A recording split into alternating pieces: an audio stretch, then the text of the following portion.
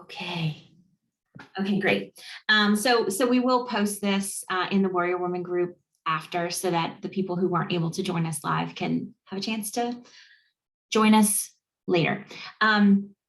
Okay, so thank y'all, everybody, for taking some time out, especially to our 4 champions for taking time out to be with us and share their stories and inspire us and just give us an extra little help on our own journeys. So I just wanted to give each of you a chance to kind of introduce yourselves, tell us just a little bit about you, where you're from, about your journey so far, and kind of what life looks like for you post winning the belt. So let's start with Candy.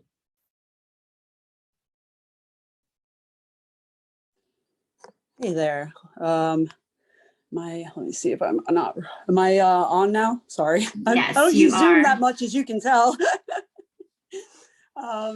Hey, everybody. It's early for me, even though it's noon. Yeah, I mean, it's been a crazy ride since, winning the belt was like, I mean, kind of like the biggest, craziest thing that's happened to me, especially in the last like 10, 15 years. So afterwards, it was kind of just like going back to, normalcy and trying to figure out where I stand in, my journey, because I felt like I wasn't quite done, but I was, still working towards, my original goal was 150. And when I, went down to Georgia, I was 141. And so I still felt like I could, I wanted to lose a little bit more, because I never been, below 150. I didn't know what my body would look like. So I kept going, and then I got hit with this aneurysm situation, and that kind of like took me out of the game for a while. And it took all, mentally it was really hard to go from being in the best physical fitness shape of my life to being in a place where I couldn't even walk. When I got out of bed after the second surgery, I needed a walker.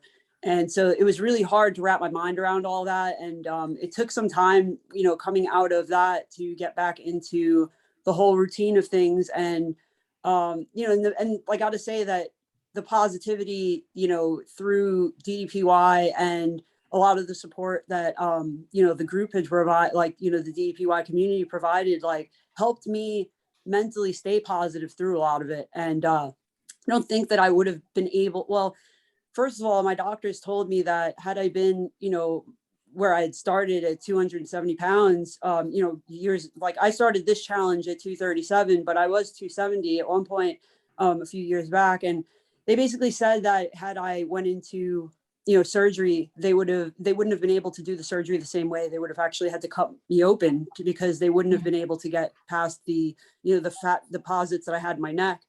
And so hearing that was like a big, kind of like motivator to keep going and stay, keep what I had and keep, moving forward. But it was a lot. It was a lot to take in. And, if I hadn't had this happen and had this mental shift that I've had over the last 2 years, I don't think that I would have came out or went into the surgery or came out of it in the same way that I did.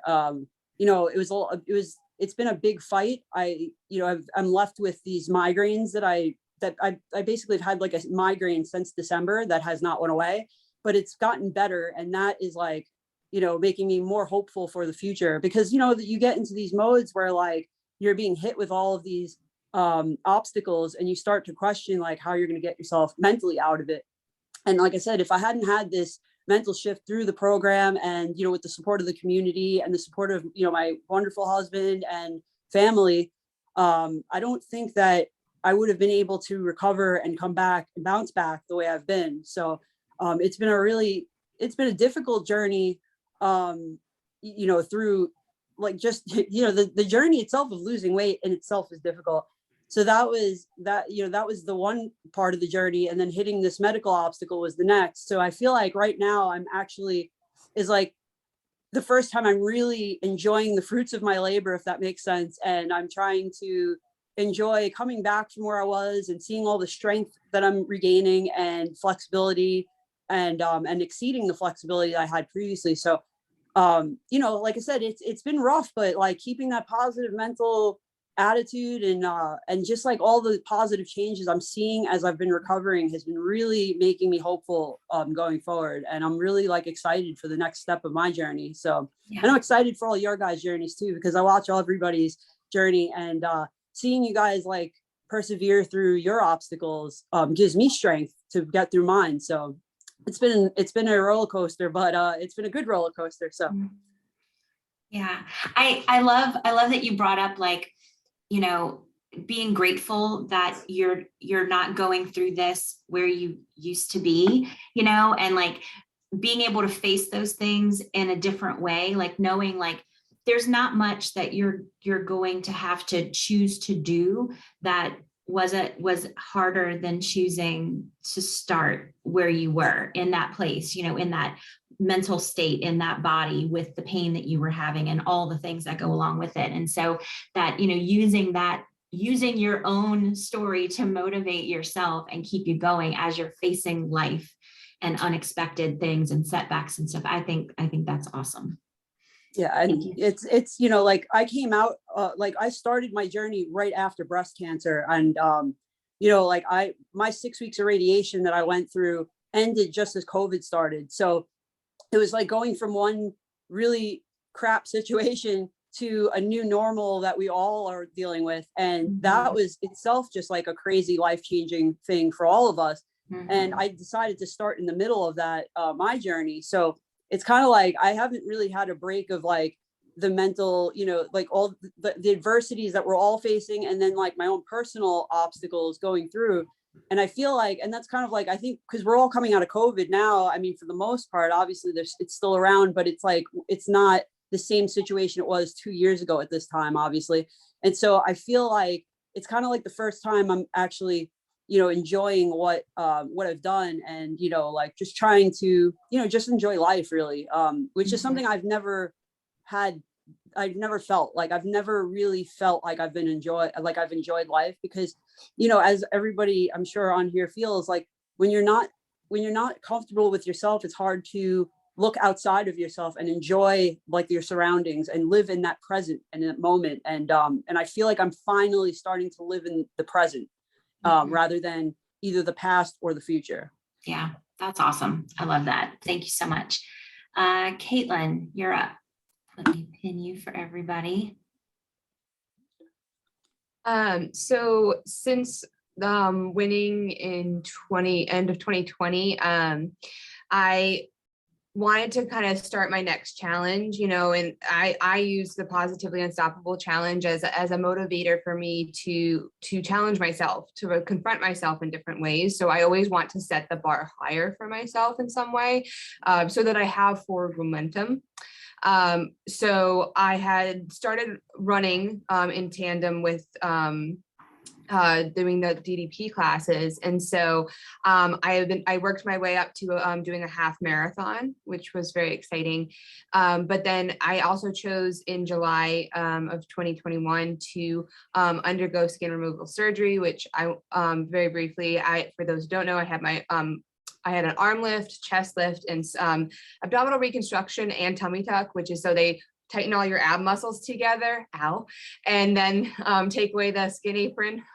So I had all of that done, which puts you to zero in some ways. Like you can't do anything. I was at the very beginning physically assisted to even sit up. Sneezing was very scary. So I went from running a half marathon days before my surgery to bed. I was bedridden. And completely by choice, but it meant it was a big mental hurdle of having to start again. And so I worked my way back up. I did a lot of that, but then I needed touch-ups from small tweaks. So I had that done a few weeks ago now. That was very like minimal, but it set me back again. But now I'm sitting at I'm now cleared for all my workouts, and so I've started running again. And it's now I live in Connecticut. live in practically the Great White North, and to some of you. So I hate winter running. I do it anyways, but I wasn't acclimated this year because I couldn't run for so long. So as someone who has autoimmune diseases, as a circulation disorder, it's very hard for me to run in the cold because it creates pain in my body. So I'm very, very excited that it's starting to get warm again so I can start running. So I did a 5K yesterday, which is my first 5K run in a very long time. And so like mentally, again, it all goes back to the mental for me. It's like finding those mental hurdles, but also like acknowledging those smaller victories. Cause to me as a runner, like 5Ks used to mean so much, but then I got to like a half marathon and I was like, I was running 2 5Ks and a half a week. Like that's how I would do 3 runs a week. And so now like I'm back to the place where like a 5K is huge. And so I try to remember to still celebrate those things. And so it's really important for me to always find those like moments of joy in doing this. And so as I'm getting started again, I am working towards now bodybuilding. Jason Sparks is a very jacked guy already, but he does the jack program, like Stephanie does the jack program. And so it's something I'm looking into, but like starting to bodybuild, I'm really excited about that, but all while still hitting the mat. And then I am saving up for my thigh surgery. You can't do them all together. So that would be part 2, but it's further down the line. These are very expensive, but so yeah, so for me, it's a lot of the mental stuff. So I, no matter where I'm at, I always have a bar that I want to set for myself. And that's been really a big part of my journey is, continuing to push myself in ways that I'm going to always want to keep going forward, that I'm not going to get stagnated. And so I think that's been the biggest thing that I've really learned from this journey. Yeah, that's awesome. I think one of the best pieces of advice that I got when I started was that losing the weight's the easy part.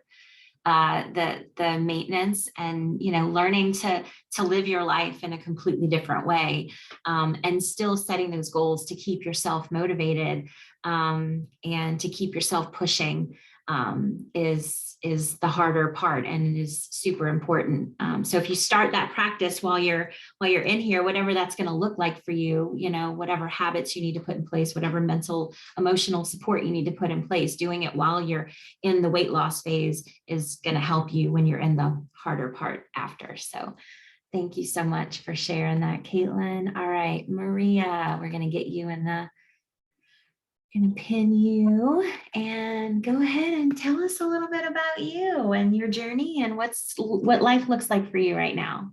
So I started my journey at 363 pounds, and I started February 2020. And so before the year that I entered into the competition, and I considered entering it. I think I even did enter it in 2020, the competition, but I didn't actually think that anything would come of that. So I don't even think I joined the Facebook group. I don't think I did anything with that part of it, but I had ended up losing about 100 pounds. No, I lost 100 pounds by November, and then just kept going, and then decided to enter the challenge for 2021 and kind of struggled with it because I was like, well, I've already lost the majority of the big majority of what I'm going to lose. So is that even really worth it? How much am I really going to lose in this next 6 months? But they take all that stuff into account. And so I went ahead and joined the competition. I'm sorry, I'm having big old baby brain fog right now. So if I stumble over my words, that is what's happening. Fine. And speaking of that, my why was so that my husband and I could start a family. And so throughout that year, I lost another 72 pounds. And then September of 2021, I actually did get pregnant by end of October, that we ended up having a miscarriage. December, find out that, I was one of the Positively Unstoppable champions, and that was awesome. And by then January, I became pregnant again, and now we're having twins. Yay. But That's so exciting. that's kind of where I'm at now. Right now, the mental aspect is I didn't get down to where I wanted to. I wanted to get down to 180 something, and I didn't get quite there. I was about 10 pounds away. So dealing with the fact that now I need to gain weight, And so with pregnancy, you know, you expect that, and still being considered an overweight person, you know, they say, you know, with a baby, you should only, if you're overweight, you should only gain like this much weight. And then, but now it's twins and now I just gain weight. But I'm trying to not just eat for 3, like that's not my goal right now. So the mental check of what is eating healthy and what is healthy weight gain, and then being okay with that mentally and knowing that a lot of that'll come off. You know, I've done this before, I can do it again, and just making good choices with what I'm eating in that regard, because I have craved a lot of things that I wasn't eating, and I did have to go back for the last year of my journey. I was eating a plant-based diet, and now because it's 2 babies, my doctor actually said, no, you probably need more protein. And so going into, like, you either have to eat a lot of plant-based protein, which is a lot of food, which I can't do, or you need to start eating some meat. So I started eating chicken, and like very, very minimal seafood, but that's kind of where I'm at, just mentally, is the shifts and what's had to come because of that. But I was talking to Dallas about it, and he was like, you know, you really asked for it. And I was like, yeah, I guess I did. I did ask for this. So it's a lot of good changes that are happening, I guess. I think you also bring up a good point about, like, you know, there's going to be seasons of our life where, you know, losing the weight, you know, or eating exactly the way that we think we need to eat cannot be a priority, you know, because we have health struggles that are happening, or, you know, you have other things going in your life that, you know, kind of rise up to the top of that, and being able to navigate through those and stay on that foundation of, you know, knowing who you are, knowing what your priorities are, and knowing what you're capable of, and that you can make it work for you and serve your life where you are today, you know, and not constantly be, you know, stressing or obsessing about, you know, all the pieces, parts, but living your life and being grateful for what you're having. You wanted a baby, and so now you're having a baby, and you have to adjust, you know, to make that happen. But I mean, life is going to happen. It's going to come at us, and we can't really, you know, control all of those things, you know, but knowing, you know, that you can make those adjustments, and you can just keep going and find a new normal in there for you. I think that's really important. So thank you for sharing that.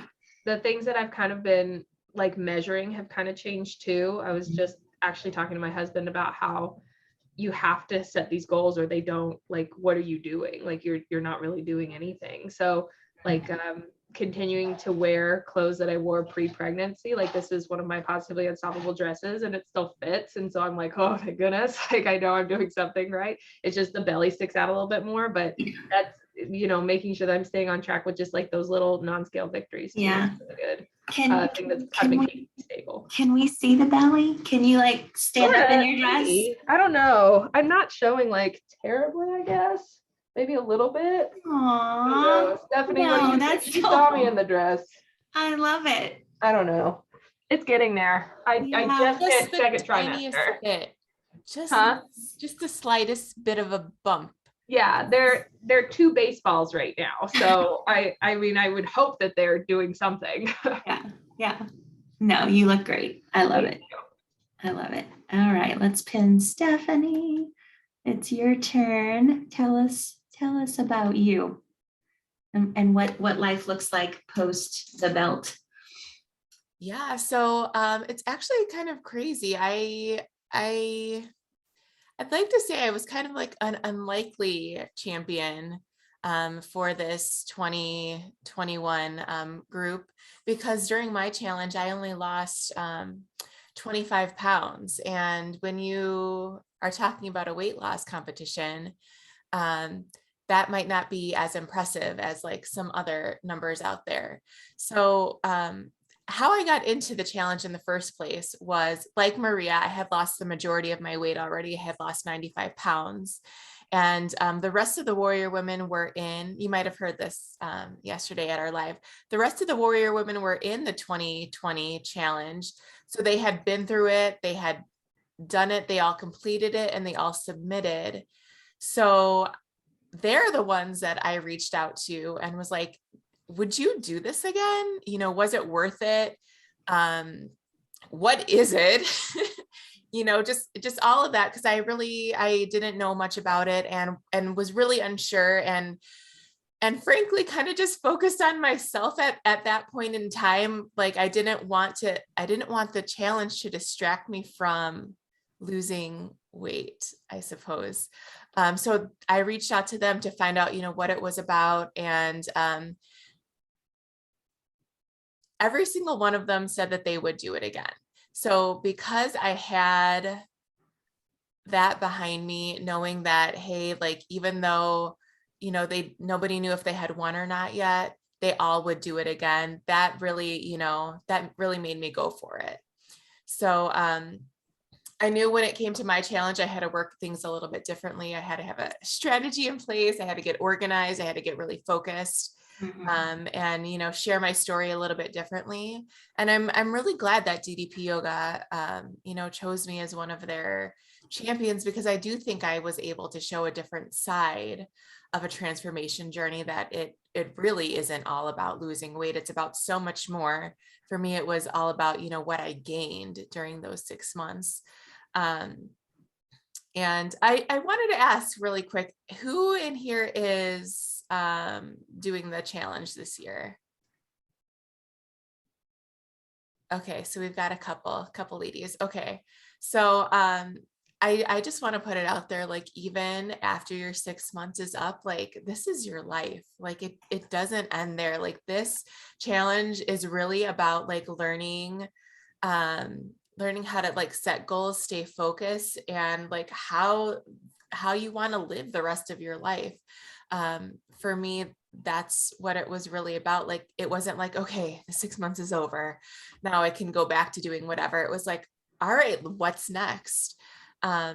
So for me, after I came back from Atlanta, I was like on an all-time high. I had this like amazing experience. I got to meet Maria, and so many other of the champions and all the people at DDPY. And just going out there really showed me how much they care about people. I mean, Steve was with us literally like 16 hours a day. I mean, just trying to give us the best experience out there that he could. And what they wanted for us was to create this bond. They wanted to make opportunities for us to become a family and to have each other, to like take on life, you know, with somebody that you can really relate to, somebody that, you know, that's in it with you. So I was just like on a total high. And then a couple of weeks later, my father-in-law suddenly passed away, and I was at an all-time low. So it was hard. It was hard after I came home. And but I will say, I think not just me and my husband, we wouldn't have been able to like handle this without everything that, you know, we've been through over the last couple of years with DDP Yoga and this amazing community, and just having a positive mindset. But it was a struggle for me. It really was. The last 10 days of the year, you know, I kind of like punished myself with food, because I felt so guilty. My last memory of my father-in-law was telling him that I was a champion. So this side of having this great DDP yoga thing, and then like my last memory of him, it was like kind of conflicting, because I felt so much guilt that I got to have this beautiful last moment with him. So it was hard, but I knew that I needed to keep moving forward. And, you know, I had, you know, my warrior women to lean on. I had my Team Relentless crew to lean on. They checked on me like every day. And so that's why I say, like, this is so much more than just weight loss. You know, it's really about like finding your tribe, which is why the warrior women was started in the first place, is to find your team. And it doesn't happen like overnight. You know, it takes work. Like, you've got to put yourself out there too. But, you know, now that it's been a while, what I did, I know this is probably off topic, but I decided like the last 10 days of the year were bad for me nutritionally. So I'm like, you know what, I'm going to do a 10-day reset. Cause it was like, I couldn't leave those 10 days behind. Like I'd have like 3 good days and then like a day where I was just like not caring. So I'm like, I need to have a solid 10 days to like counterbalance this. And since I've done that, like I've been able to like move forward and, you know, continue to set my goals. And right now, you know, my goal is to get down to 175 so I can have a total of 125 pounds lost, because 25 is my lucky number and I'm like right there. So I'm like, why not go for it? Why not continue to push myself? And, you know, watching this group grow has been incredibly rewarding and fulfilling. And it's so cool getting to know all you guys. I mean, I know like in our 100-day group, I've like gotten to know like so many people, and you know, it's about so much more than losing the weight. Like we're like all women just trying to be the best versions of ourselves. And for me, like the challenge really helped me to like get focused and be determined and really lay a solid foundation of discipline. And you know, it took me places I never knew were even possible. So that was all over the place, but there you have it. Thank you. Thank you for sharing that. I would now, the biggest question that we got was regarding food, but I want to kind of first say, I know when it comes to food and our body image and all that kind of stuff, like those are typically the most common questions that we get, you know, are about food and about like our body and what our body looks like and how much loose skin and all the things. But I also know that we can tend to have mental and emotional struggles with those two things a lot. So before we go any further into the discussion, I do want to say, if we ever get, you know, if there's a question or a line of discussion that comes up that makes you feel like you're going to struggle for the rest of the day after, please let me know. We will switch gears. That's not a problem. I also just want to let, you know, for the people who are joining us, for people who might chime in the comments, you know, just because these ladies have offered to give up their time to share with us doesn't necessarily mean that we're entitled to know everything that we want to know and have all of our questions answered. At the end of the day, your priority is taking care of you. So I know that those topics can be a little tricky sometimes. So no pressure to answer these questions. I didn't plan to ask any direct questions about food or our bodies. But I know that this type of conversation kind of tends to want to go that place. What I would like to ask, which may lead to that place, if you want to go there, you're free to go there. That's on you. But if you don't want to, you don't have to, is the main point of what I want to say. So what I would like to know is kind of going from where you all were before you started your journey, you know, and to where you were, you know, to achieve your goals. Like, what are some of the key things that you put in place to help get you there? And the intentional things, the intentional choices, the plans, the habits, routines, things like that, that you put in place to help get you there. Whoever wants to, whichever four of you want to go first, feel free to just jump in. I'll start off there. So for me, the biggest thing was learning to believe in myself. I mean, before I started DDP yoga, I always put myself last. I never tried anything for myself. I went to the gym to try and lose weight and I kept getting injured and I gave up. I didn't believe in myself. So in the beginning, when I started the beginner program and like each week, DDP gives those little like pep talks or like updates or how to do this. I soaked that all in and really learning to believe in myself and building that confidence by following the program and not giving up is like, those are the two biggest things that have led to my success is one, like believing in myself, knowing I can set goals and I can achieve them. Like, not saying it's easy, like this has been very hard, but I know so many of us, our confidence is shot. I mean, we've, either maybe been teased or, made to feel less than, or like tried to be invisible because we just didn't want to exist or like deal with, other people's opinions of us. I know I mentioned in the last chat about, if I had to meet like new people like that my husband knew, I would be so embarrassed for myself and embarrassed for my husband, because I was so ashamed and so embarrassed, and I thought I wasn't, worthy. So leaving that behind and learning to believe in myself and starting to build the confidence was a total game changer for me. Awesome. For me, I had to be very regimented in that I would wake up every morning and do my workout, and like maybe I would lie there at 5 a.m. and go, do I really want to do this? And it wasn't about do I want to, it was I know I should. And so getting up and just going, that was a big part for me, is doing it despite not wanting to.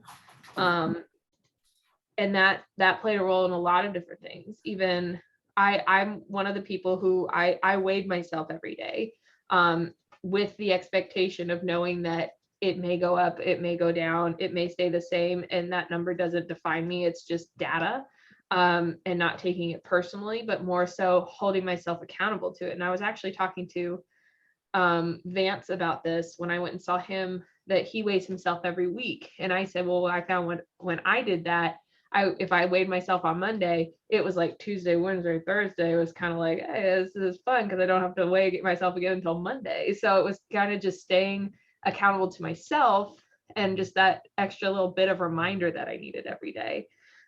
So making that into a habit, along with working out every day before school, because I found that if I would come home after school, I was not going to do it. I was just too tired, or kid cussed me out or something. I just wasn't going to do it, or just, whatever it was that day that just made me just go, I'm not doing it right now.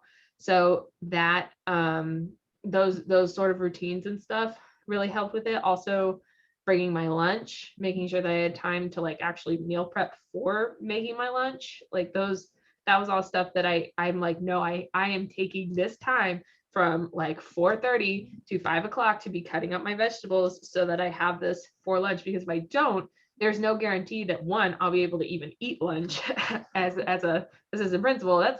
That's an if I have time to eat it. And then two, if I do get that time, is there going to be somewhere I can go that's healthy? And so that's just, I didn't like leaving things up to the unknown, because I needed to have more control over it, because at the end of the day, I'm held accountable for my actions and this is my responsibility. So just being very intentional about things really helped me out. Thank you. Who's next? Hey, so yeah, I mean, for me, it was a lot of what has been said already. But for me, the confidence issue was like, if there was a bottom barrel of where my confidence is, it was lower than that at the time I started. And when I watched that week 1 guide that Dallas does, I cried, because I was the first time I had any hope in my life at that point. Like, I was completely going into this challenge with little hope that anything would improve. And, for me, I used to, anytime I tried to lose weight, and I have Hashimoto's disease, which is an autoimmune disease of the thyroid. And I was told by 2 different doctors that I might as well just get weight loss surgery. And so I kind of just had resigned to the fact that I wasn't ever gonna, I was in the body that I was in, and that was it. And it was hard. And I had to come to terms with that. So I'd given up. But over the years, I'd have these moments where for like 2 weeks, I'd really try to do something, and then I would end up just giving up. So when I started, for me, it was like, I'm going to just put everything I have into this month and give it like everything I got and see what happens. And I'm not going to weigh myself until the end of the month. And I didn't do that on purpose. It was like, I saw in the for the challenge, they wanted your weight monthly. So I said, all right, I'll just weigh myself monthly. And to me, that was like a big, scary situation, because I'm like, well, I'm not going to know if things are working. But it was like, I needed to give up the control for a minute, because my problem is I'm overly controlling, and then nothing happened. So I said, let me try to do everything the opposite of what I've been doing up until this point. And so I threw myself into it with the decision that I was going to do everything. I was going to eat like at a like I had a calorie, calorie range in mind that I wanted to stick to, that was put me in like a 500 calorie deficit. And my calorie my calorie intake is lower because my metabolism is lower because of the Hashimoto's. So it's just like working with what I had to work with. And so I threw everything into that first month. And at the end of the month, I was down 15 pounds. And it was like somebody, it was like shook me out of this horrible, nightmare I was in. And it was like, hey, you can change your life. And that was the first time I had any confidence that I could feel like this, like slight, like, twinge in my brain, like, hey, maybe you're not as bad as you think you are, And so over the months, it just, every time I would have some new non-scale victory or scale victory, all those things would just increase my confidence while I was physically increasing. And so for me, like, when before COVID hit, I was working 15-hour days. Like, my job took up my entire life. I never made time for myself because I never really put myself first.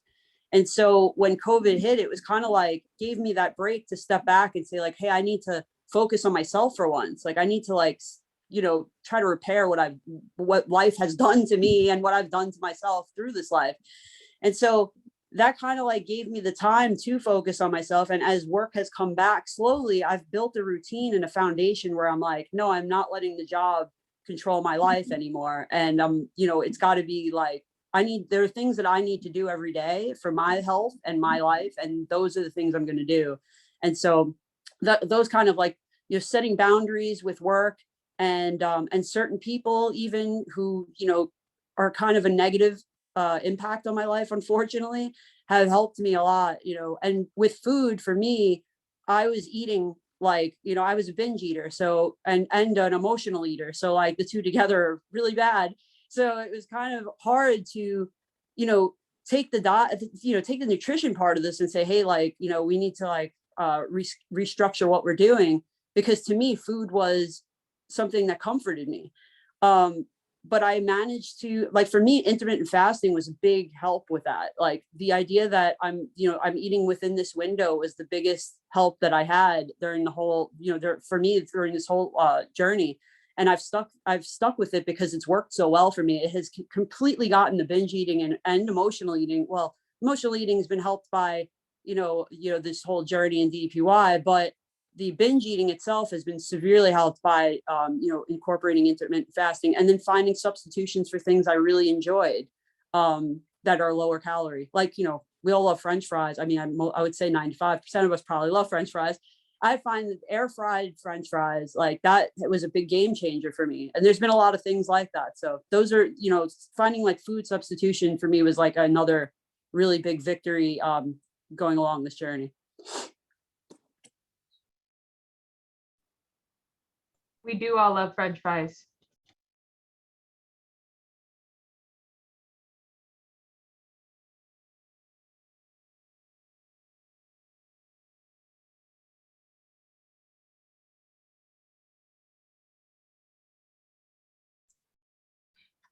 So sorry, Tina, I was out in the, my friend had to come pick something up. Can you let me know what the question was? I can't hear you. My dog was freaking out. I had to mute myself. I didn't remember. So the question is basically the pieces, parts that you put in to help you to achieve your goals. The things that were like the most important components. Okay, cool. All right. Sorry about that, y'all. I'm leaving on a trip and my cat care came in and I had to skedaddle, put it back. Anyways, so for me, I'm very type A. And so I think what I did is not going to be for everybody. So I became very regimented in this. I needed to hold myself accountable in ways that I had never really pushed myself to do before. For me, that means I weigh in every day. The scale for me is not an enemy, it's an accountability holder. You know, I need to know, because I was doing it where like, oh, I'd weigh in a week or a month or something. That's a lot of flexibility of time that I don't know where I'm at. So that then it gives me too much leeway to be like, I must be fine, I feel okay, you know, that kind of stuff. So for me, in the sense of like quantifying it, you know, I did, you know, measurements weekly or monthly, it varied, but, you know, weighing in every day. Intermittent fasting to really restrict my time window, because I also am a binge eater. And so, you know, making sure that I also changed my diet so that I'm cutting, you know, I went to phase 3 of the DDP nutrition plan. So, you know, gluten and dairy went out, you know, basically all the junk went out the window. Really, even in my kitchen, setting those standards of like making sure that like I cleaned out the kitchen, that I took away those items that would tempt me. And then really setting a schedule and trying to stick to that. Part of what helped me is joining a lot of at the time, it was, I mean, everything was online, right? We're all in online Zoom classes. And so Tino showed me a lot of those classes because I didn't even know they were happening. And so I kind of Goldilocks my way through a bunch of instructors and finding what worked for me. So, you know, finding the Shamrock Fitness group was really big. And because there was classes that I felt beholden to showing up, because if you didn't show up, people were like, yeah, all right, you're good. And so it was like in a good way. It was holding myself accountable there and finding a community that really pushed me to keep going.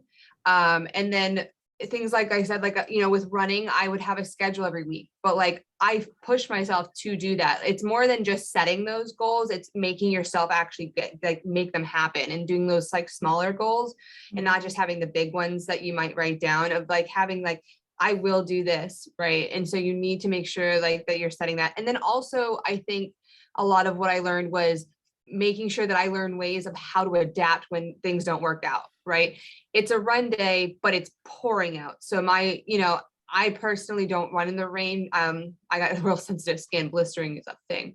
But okay, so how am I going to then get that run done another day? What am I going to do to work out today? How am I going to adjust and make the adapting instead of just quitting, right? Like for me, it was finding those ways around that to keep going in a way that I'd never done before. And I think my biggest realization was like, nobody's doing this work for me but me. Like you can have your support system, you can have your partner, your friends, whatever, you can have your, you know, your dog there like loving you endlessly, but you are the one that has to do the work. You're the one that's going to have to show up every day and want this more than anybody else. You're going to want this more than what you wanted most things in your life. You're going to have to push yourself into an uncomfortable space. You are going to have to embrace that discomfort in ways that you don't want to do. You know, and that's not to say to unhealthy or unsafe way. It's more just pushing past the comfort zone, because that's where results happen, is in that uncomfortable space, and finding those moments to physically, mentally, emotionally confront yourself and challenge yourself to do those is how you make that change and how you stick to that change. Yeah. I love that you brought up getting comfortable being uncomfortable, because I think we hit that place where we're like, where we feel like something is beyond what we can do, or it's something we've never tried before, or it's something that we've tried before and failed, or whatever, and pushing past that resistance. Because on the other side of that is that moment where you realize you're stronger than you think you are, and you have an opportunity to be proud of yourself. That's where the confidence that everybody's been talking about gets built up.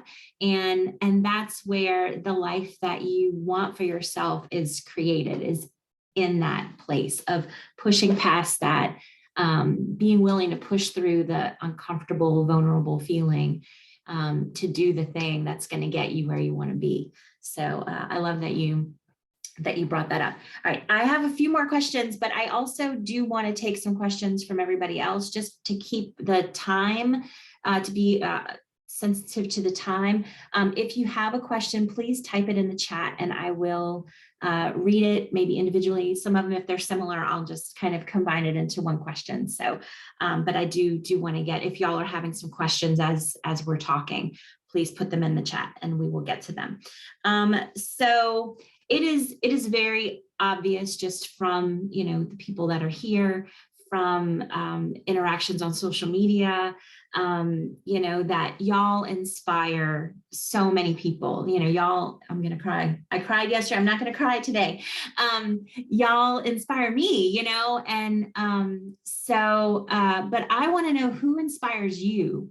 You know, you know, when you're scrolling through social media, or when you're, you know, interacting with people, like who are the people that, you know, get that fire stoked in your heart?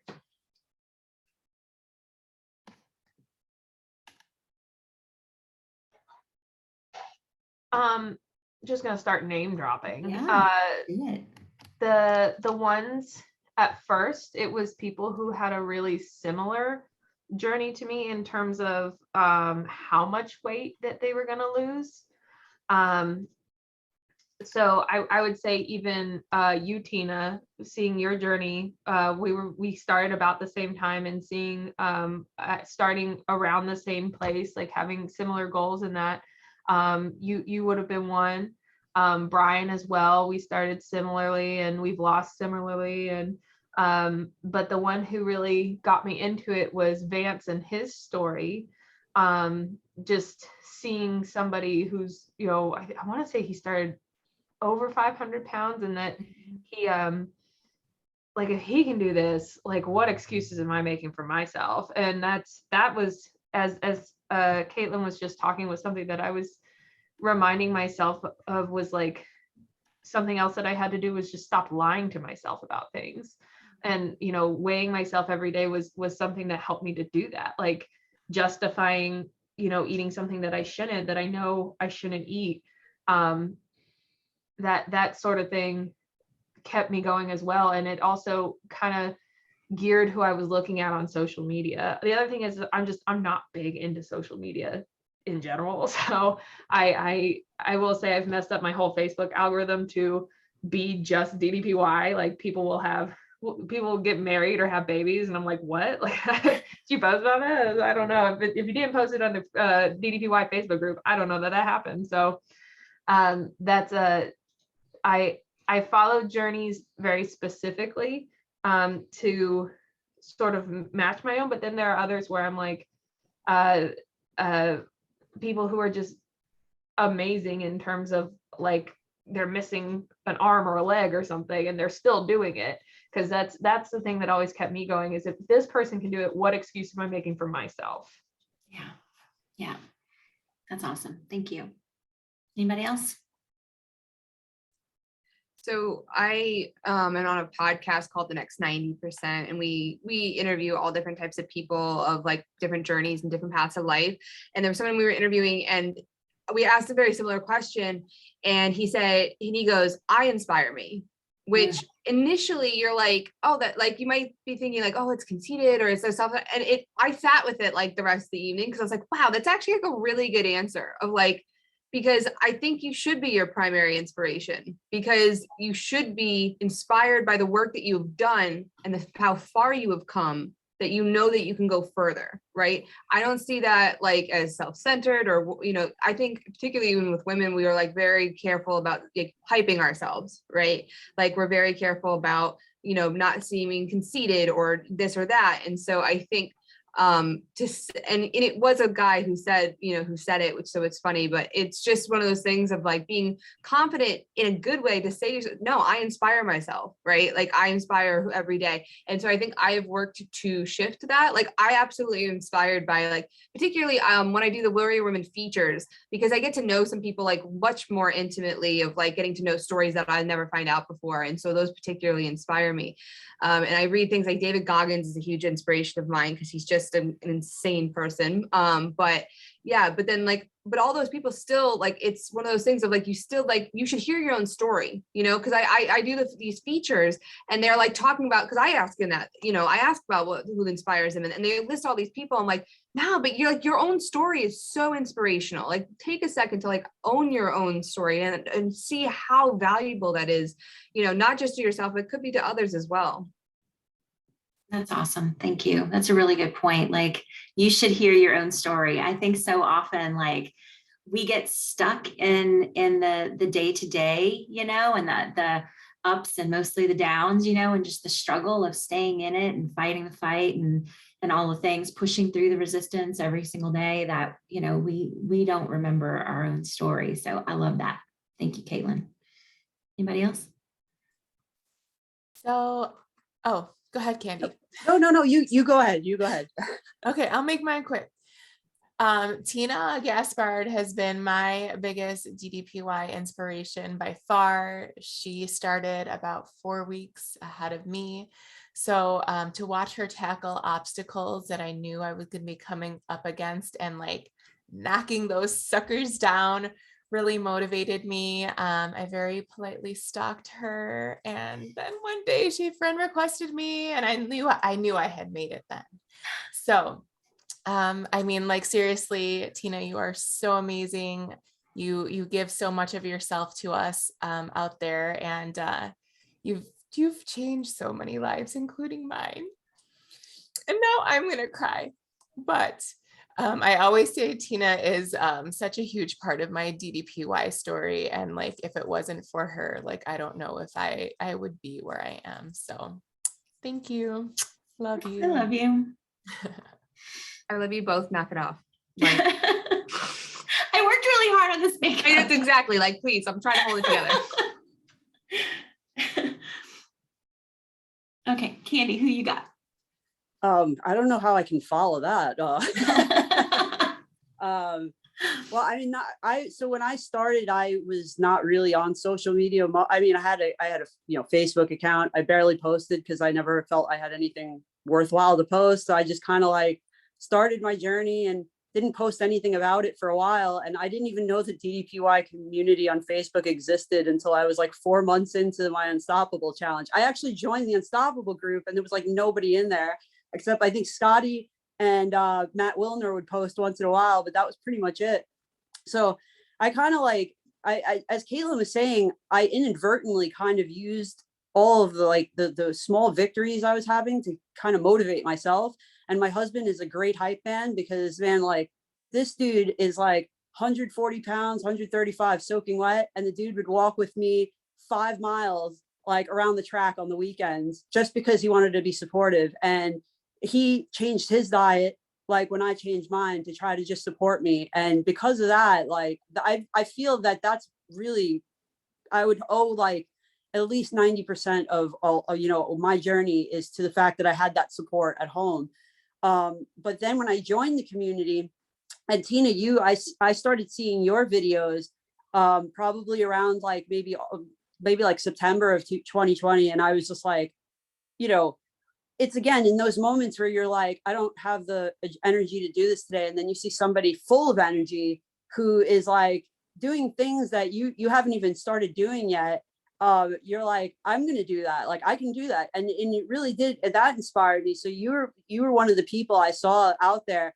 And honestly, like, it was so funny. I remember seeing you post something, and I finally was like, let me just friend request her and see if it's cool. Cause I'm weird about friend requesting people, because I don't know if like it's going to come off strange. I have like a lot of trust issues from the way I grew up. And funny enough, and because, considering that we are in a women's group here, like I grew up very fearful of women for years because of the way I was treated by my mother and the way I was raised by my father, who totally hates women basically. So it's kind of like, it really was hard for me to reach out to women when I started this, because of the fact that I was so untrusting. I mean, and it's kind of crazy to say, like, at that time, almost, I guess it was like 39 at the time, still just feeling like you're in high school when you want to like reach out to people because you're not sure how they're going to respond.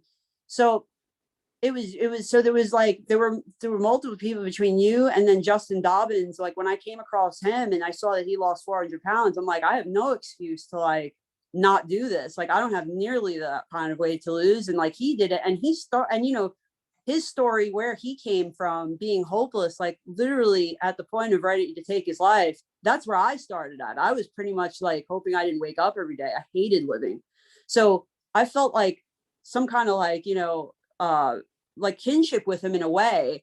And so it was kind of amazing that he ended up being one of the champions that year, because we got all, I got to meet him. And then I got to, of course, meet Caitlin and Scotty, we've become, like a little family unit.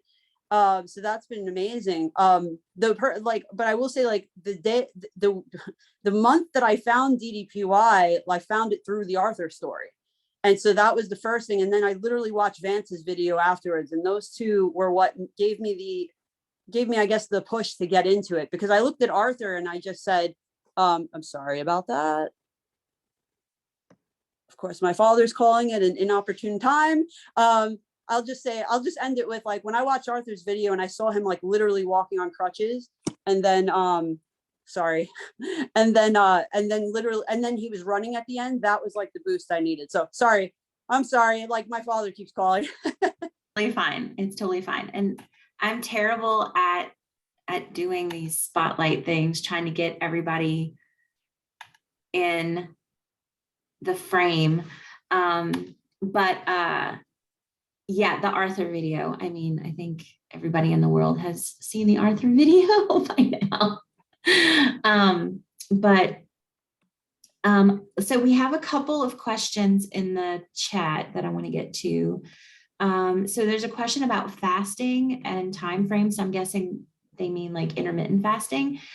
So those of you who do the intermittent fasting, if you can kind of tell us, like, if you do it or not, and if you do, like, what your ratio is. Mine's real short. I would eat from noon to 6, and I would do that daily. That's it. Yeah, mine is basically like, I was doing 16-8, but it just turned into 20 and 4, like, because that's just kind of how I operate. Like, I'm mostly busy during the day. So my window is pretty much from like 7 to 11.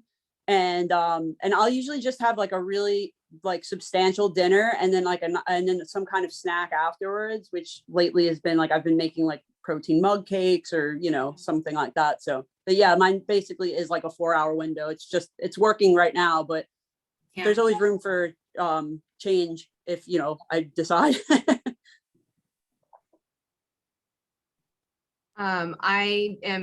I don't ever do that. I've had to think about the ratio. I guess I'm technically 22-2 because I eat one meal a day. So I give myself a 2-hour window to eat. Very similar to Candy. I do one big meal and then maybe a small supplemental afterwards if I want. And I do that daily. Yeah. I'm also daily on that. I mean, Saturday, my thing is like, I basically eat like, in a certain calorie range all week. And Saturday is the one day where I'll go higher calorie, just because like I'll have something that I've been, maybe craving, or just something that I want to, like my big thing is steak. I love steak. And because I never had steak when I was younger. So like when I found steak, it was like, oh my God. So Saturdays are mostly my steak days. So, but I still eat in that window of like a 4-hour window. I still do intermittent fasting because it's just kind of, it works for me. It keeps my appetite at bay the whole day somehow, like doing this. It's just been so beneficial for me. So I do intermittent fasting also daily. I do a 16-8. So my window is generally 11:30 a.m. to 7:30 p.m. And I'll do like maybe a brunch or a lunch type thing. And then I usually do, we were talking about this early, like a 2 p.m. coffee. And then I'll have sometimes a snack with my son when he gets home at 4.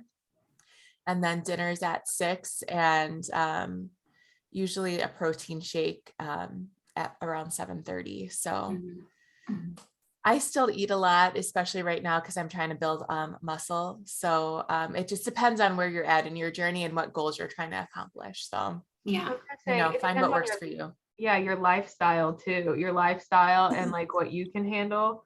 Like just even listening to Caitlin in 22-2, my mind went, what? Like, aren't there only 24 hours in the day? And that's just, to me, that would not fit in with my lifestyle, but here we are both sitting here as champions. So it's really just, there's no one right answer. And the other thing is, like, don't feel like because someone is doing one thing and you're not, it's not going to happen for you. It's different for everyone. So just having that acknowledgement. Yeah. Yeah, The best version is the one that's the most sustainable for you, the one that you can do the most consistently.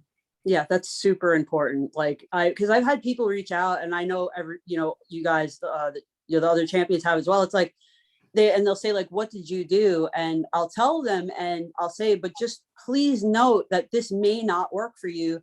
And it's not like I'm some superhuman or Caitlin well, maybe, but I'm just, it's like, we're not superhuman. It just literally works for our lifestyles. And, cause I'll tell people that I do like a 4-hour eating window, and they look at me like I'm insane, as they would with Caitlin with a 2-hour, but it's kind of like, this just works. So like, whatever, I think that's the most important thing, like whatever works for you and is going to move the needle and help you move forward is what you need to do. Even if you're starting a little slow, it's like, if that's the way you want to go, like, because somebody reached out to me like, I want to have the same weight loss you did in the same time frame. And it's like, it's not how it works. I mean, I wish it did, but it doesn't. And it's like, if you try to go fast, but you end up giving up, it doesn't make any sense. Just go slower, because you will get there. It's a matter of whatever works for you. It's really important. Absolutely. Absolutely. That's Cait- really good Caitlin- advice. Caitlin has mentioned this like a bunch of times, like you don't just have to dive in, like you can work your way up to it so that you can get to where you want to be. So don't like tomorrow decide, okay, I'm going to do a 22-2 and expect success immediately. Like, Please don't. yeah. I'm gonna say that right No. now. Like I transitioned over 3 months into intermittent fasting, like overall. Also to note, like as I am going back into running, I'm also going to adjust that eating window. I cannot run 13 miles and then not eat until, that eating window. I will pass out. So I'm going to also adjust that. Right now that works for me, but I'm going to adjust it as I'm increasing my running again, because I need way more food as I am burning that high. So it's those things that you're going to make adjustments over time. Yeah. And like for me, like I'm in a calorie deficit right now, just trying to get the weight off that I put on over the holidays and after surgery. And I like Caitlin, I'm interested in starting to do some strength training. And I know that's going to mean that my calories and the protein intake is going to have to elevate somewhat to meet that. So anything like you do, it's, there are going to be changes. It's because, like I said, it's a lifestyle after all. So there are going to be ebb and flow of things that are going to change. And as long as you keep bending and going with it and just like making sure that you're doing what works for you, that's the most important. Yes, definitely. Okay, so we have another different type of question, switching gears a little bit, about social media. And it's kind of a 2-part question, because a couple of people, it might be 2 questions from the same person, but I think a couple of people asked a similar thing. So how did you get over the fear of like putting yourself out there, and how important was the social media engagement in the Positively Unstoppable challenge? So I think for the first part, well, first, like, what do you have to lose by posting that to a bunch of strangers on the internet? Like, that's a really hard question for some people, but for me, like, I think a really good example is like, so I post every day. That is not something you have to do. I want to make that really clear, because I have a lot of people ask me about that, because they're like, she posted every single day and then she won A + B =, and no. So some people, like Scotty said before, like he barely posted at all. And that's okay too. Like what they want, I would say, if you're looking particularly for the challenge, content, they need media from you, because they need to see your progress. So like taking videos and taking pictures, even if you aren't posting them, having them in a record, like in a file in a drive, is really important, because they need to be able to see your growth, right? Like, so if you're going to share that stuff, if you're not going to share it all out, fine, but take the pictures and videos and save them anyways. So on that scale, and then getting past the fear is not easy. I'm absolutely acknowledging that. I'm fully aware that I like pretty much show everything at this point physically, and I showed a lot like emotionally. I'm on that like far end of the scale. It was not always in my comfort zone to do so, but again, I talked about earlier pushing past that comfort zone. But again, what do you have to lose? If you are worried about comments, you come get me. I am happy to come talk to people if they are making disparaging things. We are nothing but here to support you in those things. I want to encourage people to like find your voice within your comfort zone and try to take a step further in sharing those things. Something that I held back a long time on those media things was talking about my eating disorder, because a lot of people like to then give you their opinions and advice that I really don't need, because that's a really sensitive area for me, you know? And so I'm glad that I finally shared it, because then I also had so many people go, me too. You know, like that I think, thank you for seeing that, you know, for posting that, because I see that too. And so that's about those going to have those community moments. But again, if you have any of that negativity, you come talk to me. You let me know. I'll handle it. I love that, like the approach of like, what do you have to lose? I think the other side of the question is, what do you have to gain too? Like, you absolutely don't have to share your life on social media if you don't want to. If you're going to do the challenge, like Caitlin said, you do need the content to be able to give to DDPY to show, you know, to authenticate your results and for them to be able to use it in their promotions and stuff. But at the same time, like think about what you might have to gain by sharing your story on social media, because, you know, like I wouldn't know any of these people if it wasn't for social media, if I hadn't shared my story, you know, and yeah, some of those posts were really, really hard to make, but I made some amazing friends and I was able to help encourage other people. And I was encouraged by other people who related to my story in some way. So there's the positives of being vulnerable and putting yourself out there far outweigh the negatives. And I see a comment in here about like not wanting certain people to see. You can control your social media. You know, you can put a lockdown on it and only let the people that you feel safe see that. So, and I'll say too, I think practice is what will make this easier for you over time. The more you do it, the more comfortable that you will get. You can start out small and then just, you know, feel it out. You can start out by commenting, you know, in the Warrior Women group to our posts, like get the comfort going in there, and then move out to the DDP Yoga Facebook page and make your own individual post. And like Tina said, like putting yourself out there, you never know where it's going to lead. The first 6 months of my journey, I think I posted 2, maybe 3 times. And then at my 6-month mark, I was really proud of myself and wanted to share my results. So I put out a big 6-month post, like, here's what I've done over 6 months. I lost 35 pounds. Here's, you know, my before and after photos. And I got a call from DDP out of that post. Like, never in my wildest dreams would I have thought that would happen. I had no idea he even did that. So like, you never know, like Tina said, what you can gain from sharing your story with other people. And, you know, as, you know, a result, like for the contest and, you know, context to that, for me, I got the sense that, yes, they like want to see your progress, and they want to know like what you have been doing. But it's also really important for them to like get to know you as a person. They want to know who you are. So like, not only do they want to see like, oh, okay, so, you know, Casey went from before to after, but like, who is she? You know, like, oh, she's the Chaffo queen, you know, like she has, you know, her kids and like, you know, whatever, like they want to get to know you like before you come in, like they want to know who you are. So I think like not only like sharing like, you know, maybe a before or after, but like, who are you? Like, get your personality out there, you know, show them who you are, show them, you know, your struggles, your successes, like all of that.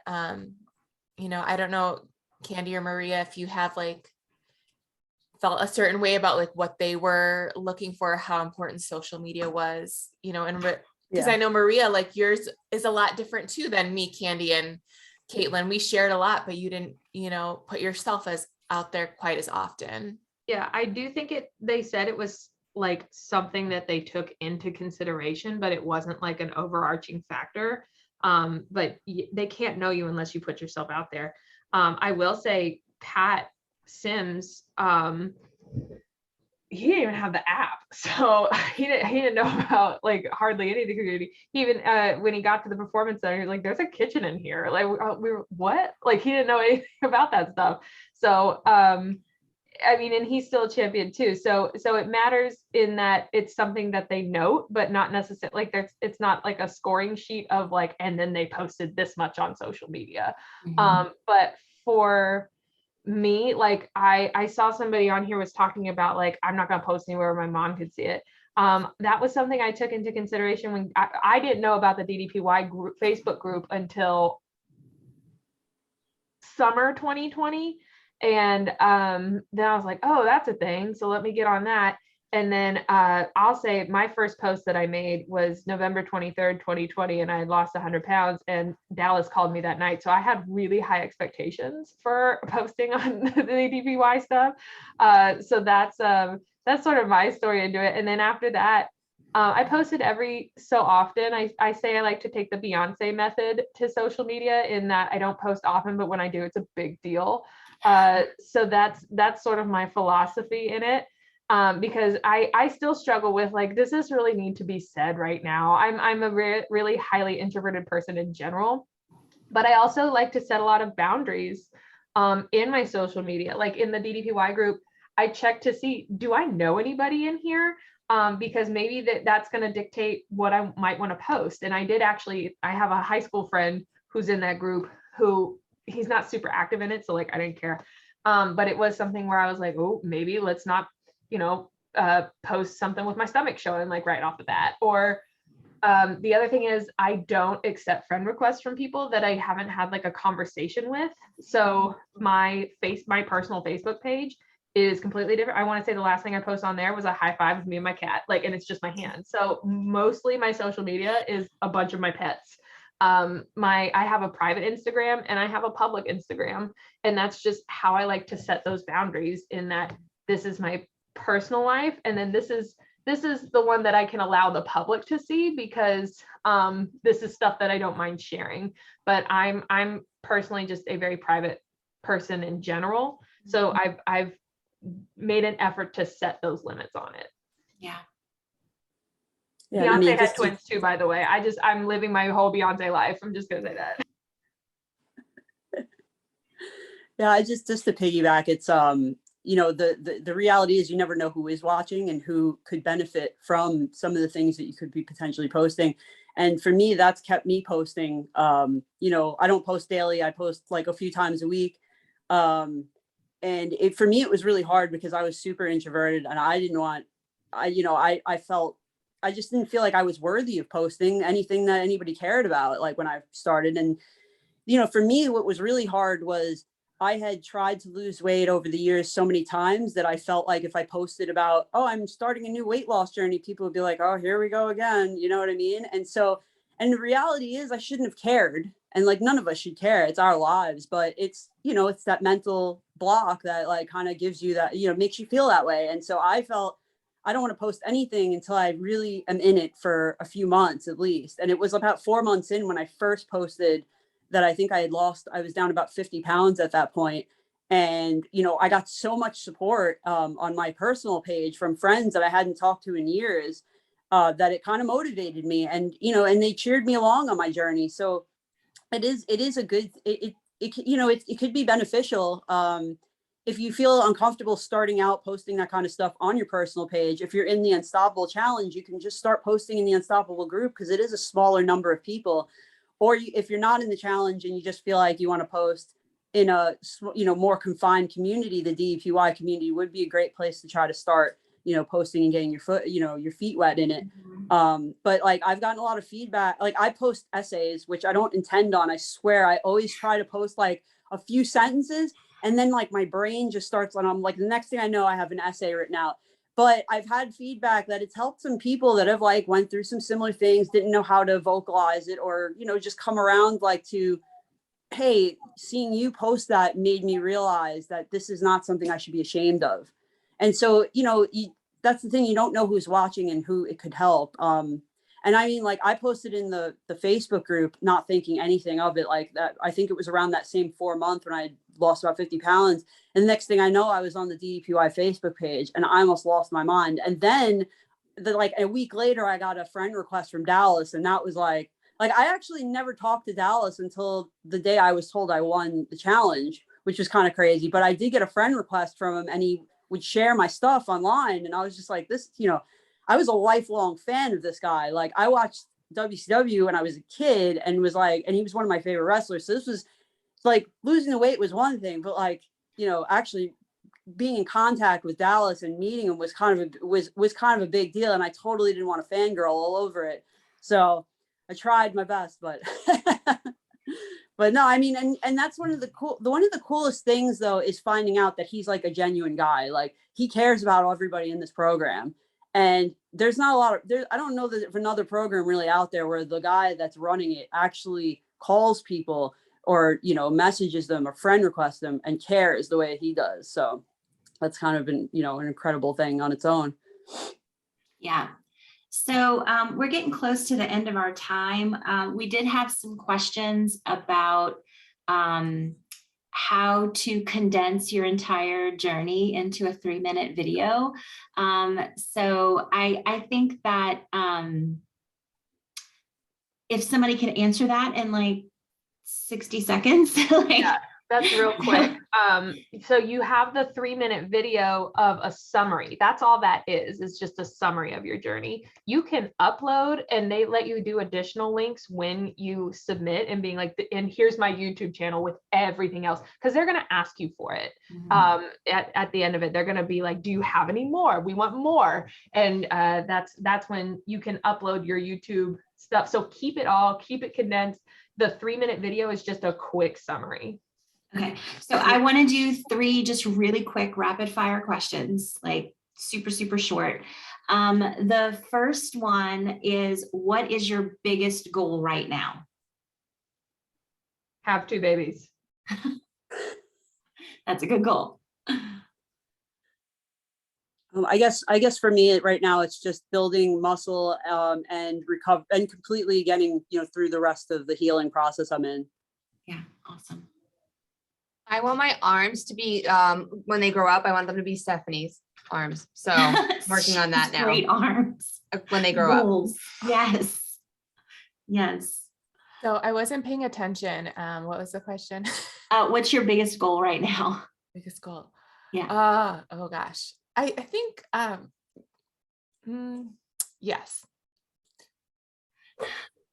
The end. My biggest goal, I don't know. I have 2, I think, really big goals. Well, 3. I want to get to 175. I really want to get to 10,000 Instagram followers to share like more of my story and inspiration and motivation and all that. And I want to sell 100 of my Next Level Grit shirts. So, and not be a hot mess. I'll be a hot mess. Love that part. Yay.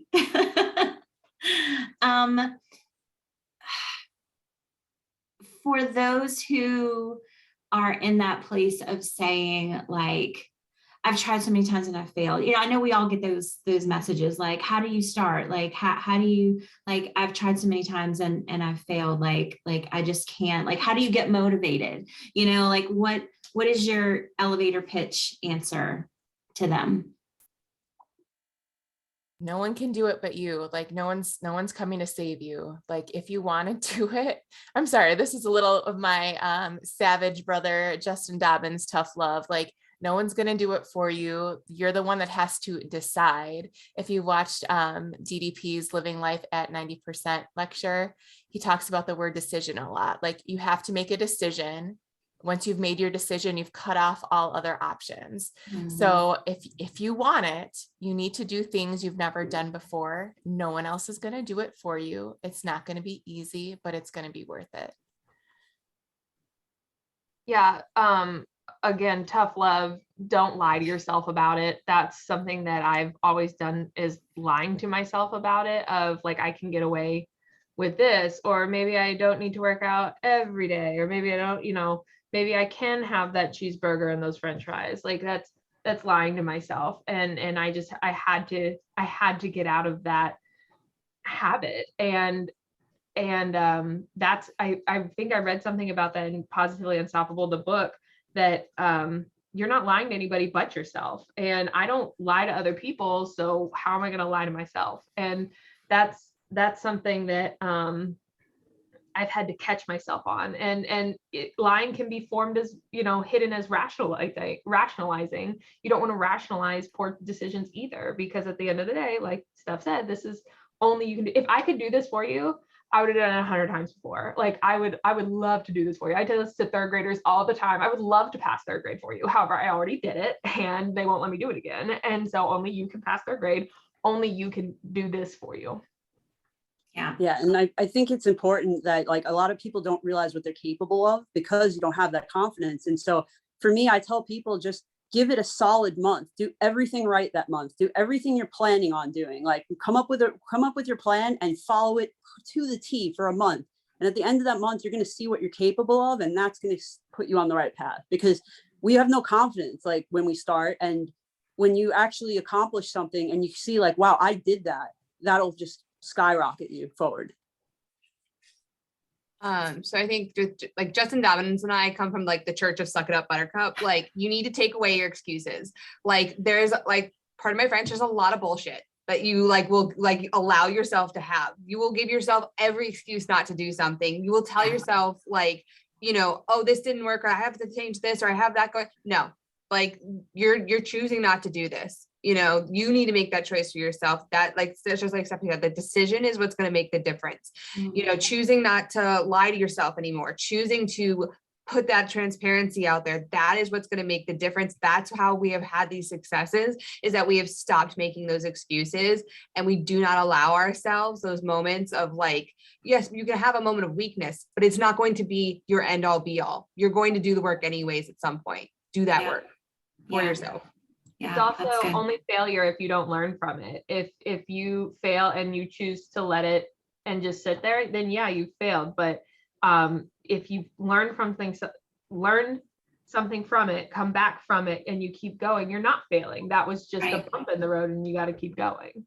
Mm-hmm. Or you could be like me and just not want to ever start because you're afraid of failure, to which you've already failed. So that's just another way to look at it as well. Mm-hmm. Yeah, don't be afraid to fail. Every single one of us here has failed at some point, but it's what you do after you fail that counts. Don't be afraid to stumble, get up, move forward, and you'll get there. Yeah, I think that was one of the best things that I learned, is that I could just keep going, that a bad day or a bad moment was not a stop sign, that I literally could just keep going and just do it anyway, despite how I feel like I messed up or how I was feeling in the moment or whatever. If I made that decision or that commitment and just did it anyway, I was going to get where I wanted to go. But if I kept believing the lie, lying to myself or giving myself excuses and giving myself an out, I was going to stay stuck. So yeah, that all really, really great advice. Thank y'all. Last question. This is the hard one. This is the Barbara Walters question. Kidding. No, this is just, where can we, if y'all aren't already, or people watching aren't already, where can people follow you on social media? So on Instagram, I'm Candy_Rotten, CANDI, just on, to let you know that. And I mean, I'm on Facebook for any of you ladies that, if you add me as a friend, I'll totally add you. I'm trying to avoid adding all the randos that do come from the DDPY community. I hate to say. You were going to say weirdo, we know. I'll say rando instead.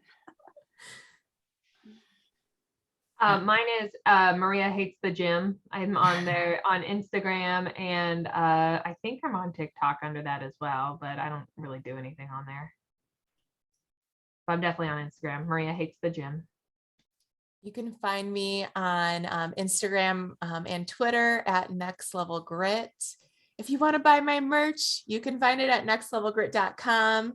You can follow me on Facebook if you want to, but I don't share a lot of my journey on Facebook as much as I do. Instagram is like my main thing where I post almost every day about my journey. So if that's what you're interested in, you can find me there. Awesome. Oh, I see somebody's putting that in the comments. Thank you. That Yeah, I Caitlin- put that, yeah, I just threw everybody's in there. I'm at Morgan Ascending on Instagram and TikTok. I don't add people really on Facebook. It's a personal account for me. So please don't be offended if I haven't added you. Please follow me and I'll try to follow back on Instagram and TikTok. So thanks. Awesome. I'm All also right, on well- TikTok as well, that I don't post as much on TikTok, but once in a while. All right. Well, thank And you I'm all. not ladies. cool enough to be on TikTok yet. As if. Thank y'all so much for joining us today and sharing so much of your story and your experience. And it was awesome. It was really great. I would love to get a photo of all of us together. So if y'all are okay with turning your camera on, You please guys have your do. I'll belts? just do a 3, 2, chance? 1. What's that? I was gonna see if they had their belts.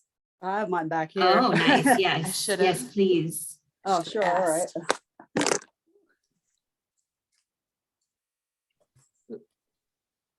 I'm not in the wrestling community. Y'all are all putting them over their shoulders like that's a thing, and I didn't know that was. She's a like, thing. what?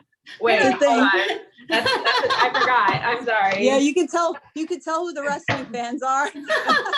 Dan gave me a Is it tutorial. the on right how- way?